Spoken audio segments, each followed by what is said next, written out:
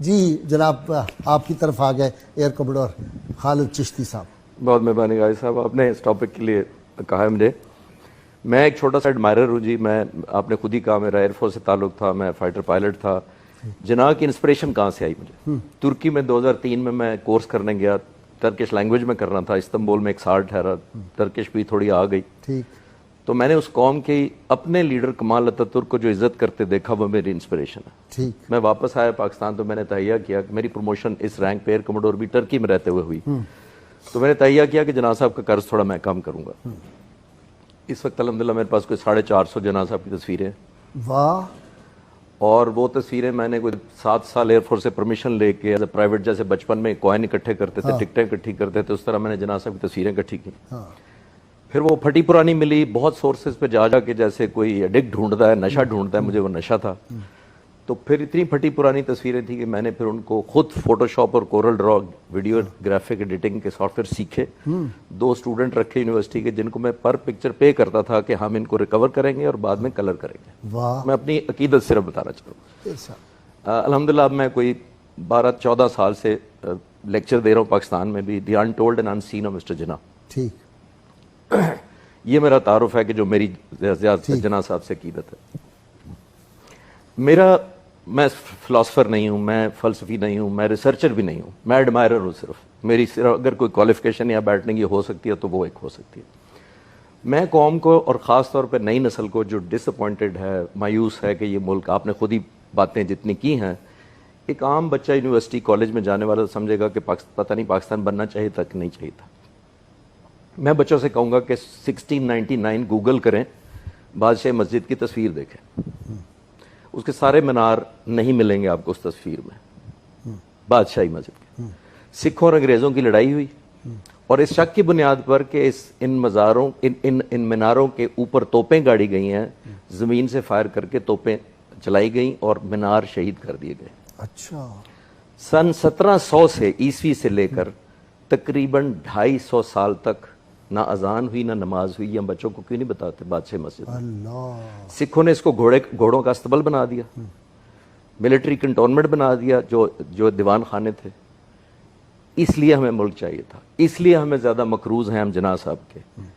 اور یہ بہت سارے بچوں کو شاید یہ معلوم ہی نہ ہو کہ 1930 میں انگریزوں نے کچھ فنڈ مقرر کیا مسلمانوں کے کہنے پر. کچھ نوٹیبلز نے کہا کہ اس کو ریکور کر لیں، تو انہوں نے ہر سال فنڈ ریکور کرنا شروع کیا. اور مسجد جو اس حالت میں آپ دیکھ رہے ہیں 1960 میں آئی تھی، پاکستان بننے کے 13 سال بعد، کہ انگریزوں کو کہا گیا کہ مسلمانوں کے جذبات جو مجروح ہیں، اس مسجد کو جو شہید کیا گیا اس کو ریکور کریں. تو مینار سب سے پہلے کیے گئے. لیکن میں کہہ رہا ہوں رینوویشن، بیوٹیفیکیشن کے سینس میں وہ سینس پیرس کر رہا ہوں، اسٹرکچر نہیں کہہ رہا. ایک بات میں زیادہ جناح صاحب کی شان میں صرف مثالوں سے واضح کرنا چاہوں گا، اور کوئی کمپیرزن میں آج کل کے لیڈر کا اس لیے نہیں کر رہا. میں ایک چینل پہ بہت عرصہ پہلے گیا، بہت بڑا چینل تھا، بہت بڑی اینکر تھی.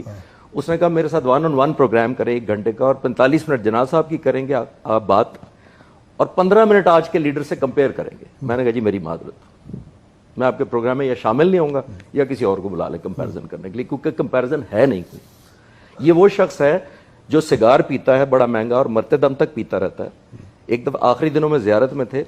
کوے اور شاہین کا کوئی مقابلہ ہو سکتا ہے؟ کوئی مقابلہ نہیں. میں مثالوں سے ثابت کرنے کی کوشش کرتا ہوں.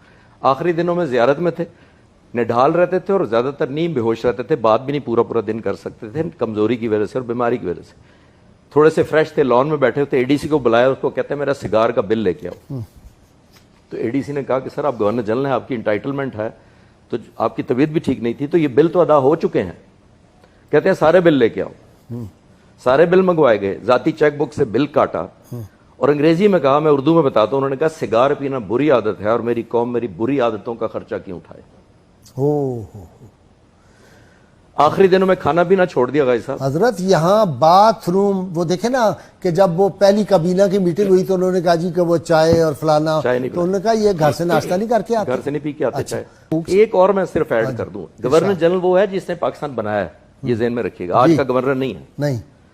آخری دنوں میں کھانا پینا چھوڑ دیا. فاطمہ جناح کو فکر ہوئی، ڈاکٹروں نے کہا کہ آپ کسی طرح کھلائیں کیونکہ ان کی زندگی کو کمزوری سے زیادہ خطرہ ہے بیماری کی نسبت. تو وزن کم ہوتا جا رہا ہے. بہت سارے لوگوں کو شاید پتہ ہی نہیں ہوگا کہ 80 پاؤنڈ وزن تھا ان کا وفات پہ.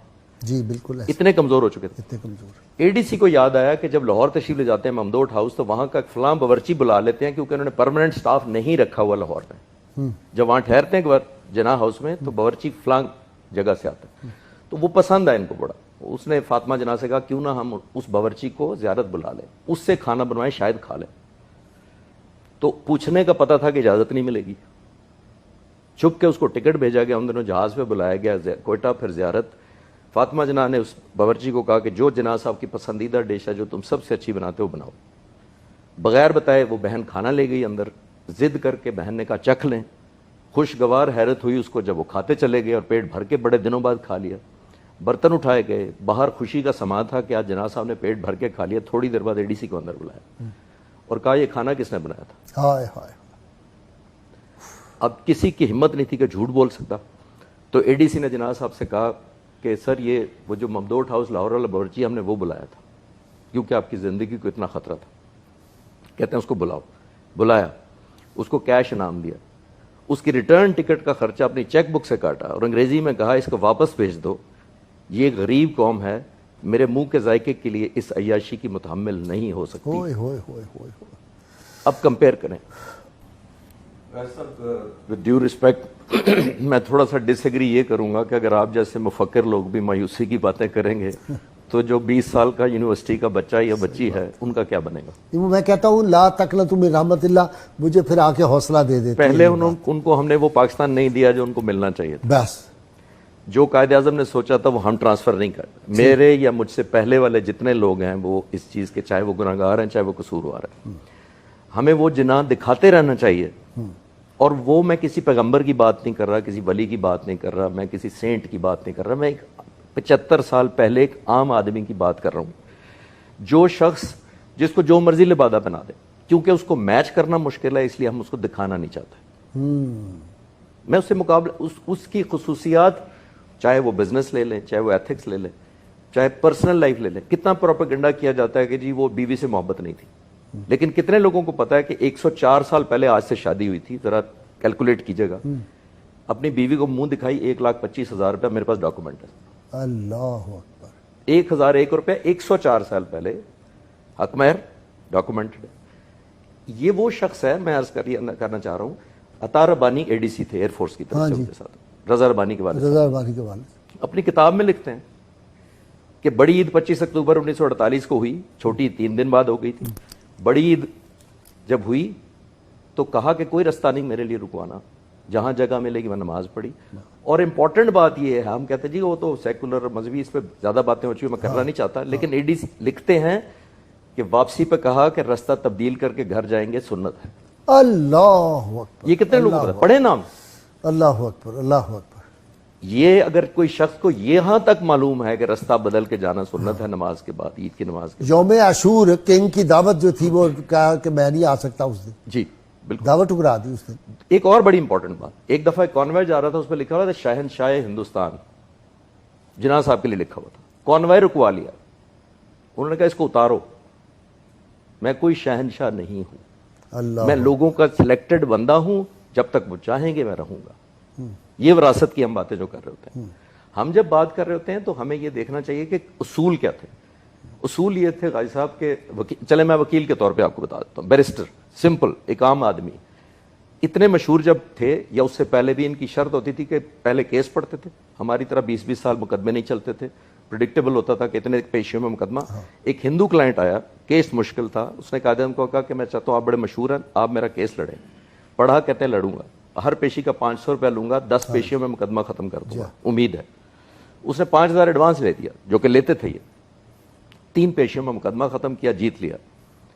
جب وہ ہندو کلائنٹ آیا تو انہوں نے 3,500 روپیہ واپس اس کو کیا, تو اس نے انکار کر دیا. اس نے کہا کہ یہ تو آپ کی کمال ہے, پیشہ ورانہ مہارت ہے کہ آپ نے 10 کی بجائے 3 پیشیوں میں ختم کر دیا, تو یہ آپ کا حق ہے. آگے سے کیا کہتے ہیں اس کو کہتے ہیں جناح صرف وہی لیتا ہے جس کا وہ حقدار ہوتا ہے. یہ ہم بچوں کو کیوں نہیں بتاتے کہ جب پاکستان بننا ٹھہر گیا تو نہرو, لارڈ ماؤنٹ بیٹن اور سب سے زیادہ گاندھی نے زور لگایا کہ کسی طرح جناح صاحب کو قائل کر لیا جائے کہ ملک کو نہ ڈیوائیڈ کرے ان کے پوائنٹ آف ویو سے. سب سے پہلے ان کو بڑی آفرز کی گئی, منسٹری آفر کی گئی, بڑا کچھ آفر کیا گیا, نہیں مانے. آج کل کے کمپیئر کریں ذرا کہ کیا کچھ ہوتا ہے تو ہمارے کہاں کس پہ بک جاتے ہیں.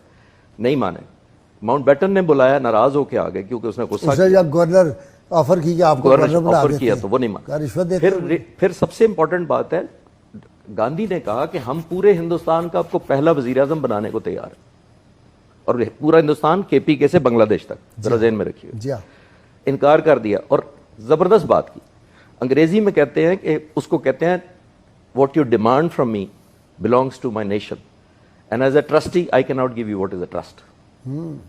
اعتبار نہیں بیچا, اور ظاہر اگر اعتبار بیچ دیتے تو آج ہم ان کو محمد علی جناح ضرور یاد رکھتے, the first prime minister of all پھر India. عاشق رسول دیکھے نا کہ اس کا جو غازی الدین شہید کا مقدمہ مقدمہ لڑا, لڑا. کبھی قائد اعظم نے غلط مقدمہ لڑا ہے کبھی؟ کبھی نہیں وہ لڑتے تو تھے پہلے پڑھتے تھے. جب تک یقین نہ ہو جائے. اور یہ کہنا کہ میں یہ خواہش ہے کہ جب میں رسول اللہ کی بارگاہ میں جاؤں میدان حشر میں تو کہا جائے کہ ویل ڈن محمد علی. یس, یعنی یہ جس بندے کے جذبات ہوں اور جو احساسات ہوں اور جس کو رسول اللہ صلی اللہ علیہ وسلم کی زیارت ہوئی ہو, ان سے پوچھا گیا اس تھا کے بعد کہ وہ سیکولر اس کو کہنا, ان اس سے بڑی پوچھا یہ گیا تھا کہ مسٹر جناح آپ اتنے امیر ہیں اور اتنے ویل آف ہیں اور آپ کی صحت بھی اتنی اچھی نہیں ہے, تو یہ کیوں اتنی بھاگ دوڑ کر رہے ہیں ایک آزاد ملک کے لیے؟